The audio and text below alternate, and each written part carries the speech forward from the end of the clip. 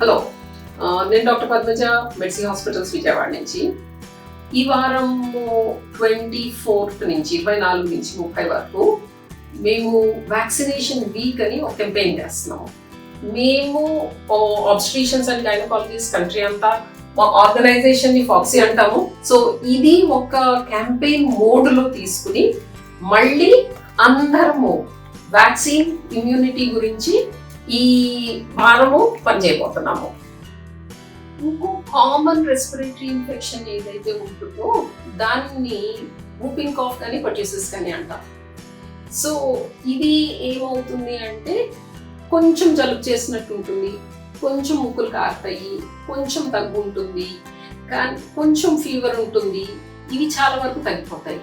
కానీ ఇది గొంతు లోపల ఉన్న మ్యూకోసాని ఇన్ఫెక్ట్ అయ్యి లేట్ స్టేజ్ సెకండ్ వీక్లో ఎంత ఇరిటేట్ చేస్తుంది అంటే దగ్గి పొట్టంతా కదిలిపోయి, ఇన్ఫాక్ట్ కొంతమంది ఎంత దగ్గుతారు అంటే ఈ రిబ్స్లో ఫ్రాక్చర్స్ కూడా అవుతాయి.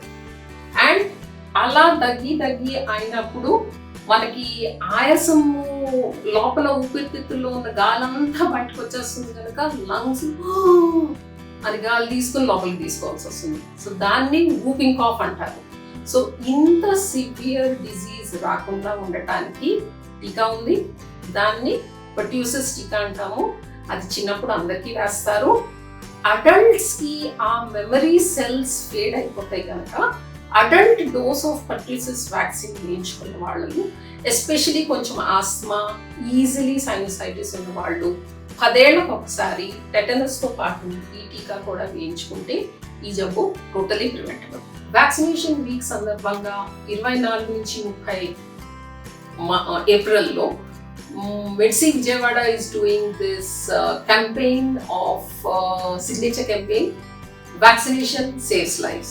And join us, all your hands together, and sign on the poster that is available at Medcy Vijayawada.